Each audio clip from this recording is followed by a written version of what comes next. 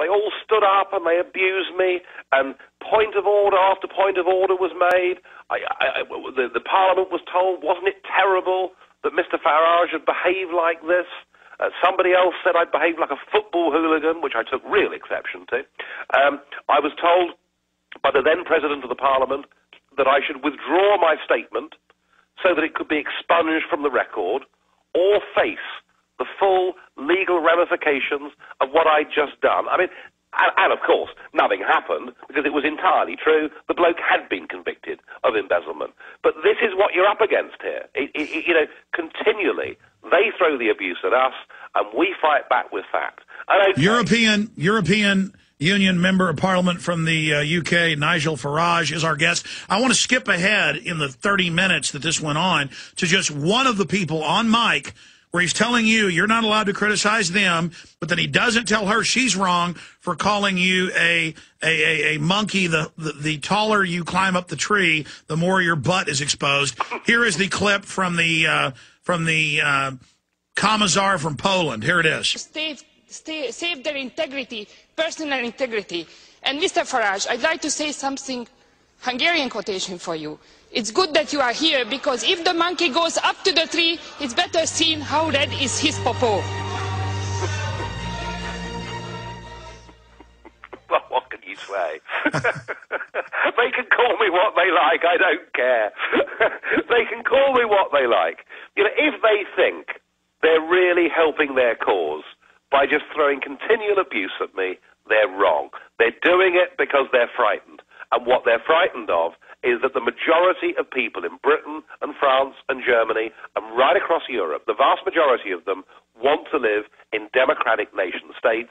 They do not want this. Absolutely. I mean, the statements you're making, I mean, you're clearly in the right. All of us for liberty and sovereignty and true free republics, representative democracy, we're in the right, they're in the wrong. And for decades, when we would try to cover the plan for the European Union to go global, when we would read official UN documents calling for global government, global governance, the media would call us kooks and nuts, trying to keep people from having a real debate. But now that their system's out in the open, it's actually backfired on them, because hundreds of millions of people have learned about the New World Order, were told it didn't exist. Now they're admitting it exists, but saying it's good. And you talk about the fear in their eyes. I'm seeing that here. And they beg us. They go, please don't talk about how we're tyrants. Please don't talk about how we're undemocratic. Please don't talk about how we're robbing people and want socialism. Please, please, please, because people will think you're a kook. No, they're begging us not to stand up against them. Your comments on that?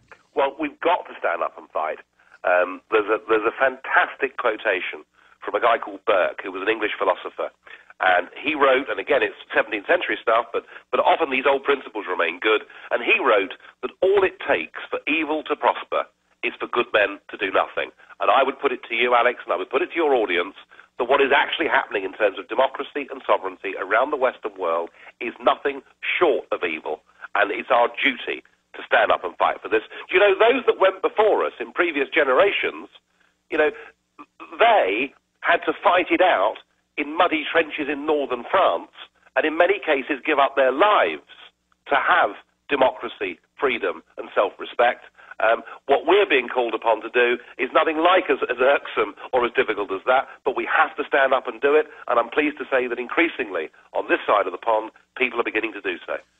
Well, I don't want to take away from World War II veterans and people, amazing folks, but I've read a lot of psychology perspective on this, and sometimes it's harder to morally stand up against a political system when the political system is advertising itself as the only orthodoxy. Sometimes moral courage is harder than when you know people are shooting at you and everybody's on your side, and they're on their side, and you're fighting. That's a lot cleaner and more focused, and you know what you're dealing with. Dealing with the duplicity of, you know, as you said, this German member of the EU said, look, we'll just beat you 50 underhanded ways.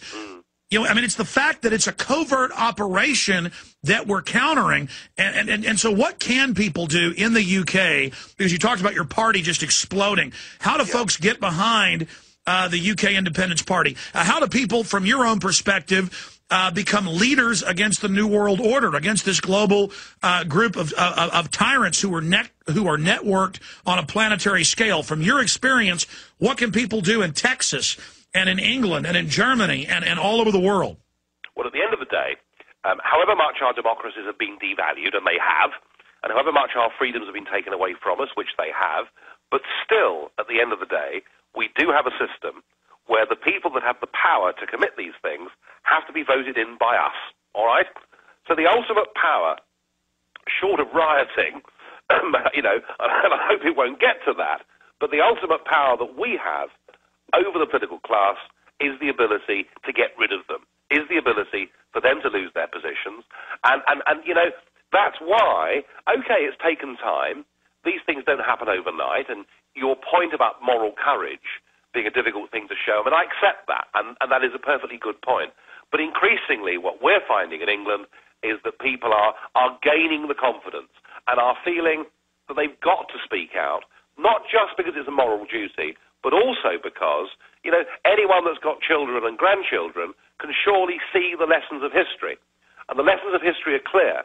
If you force people, as we're doing in Europe, to live in a different state, under a different form of government, over which they have no effective control, that is a recipe in the future, not for peace, but for civil disorder and possibly even for war. So we are beginning to see people showing the courage, breaking out of their normal tribal party political lines, and there'll come a point where UKIP becomes so big that something will give in our political system. But it's having the willingness to take away from those politicians the one thing they need, which is your vote at election time.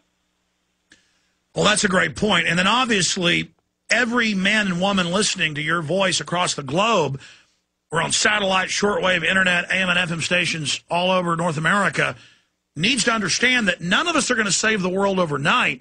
It's everybody doing a little bit to educate someone, to explain to them about the unelected tyranny of this global corporate system that's been set up, and to understand that, as you pointed out, Mr. Farage, that every generation has to face tyranny.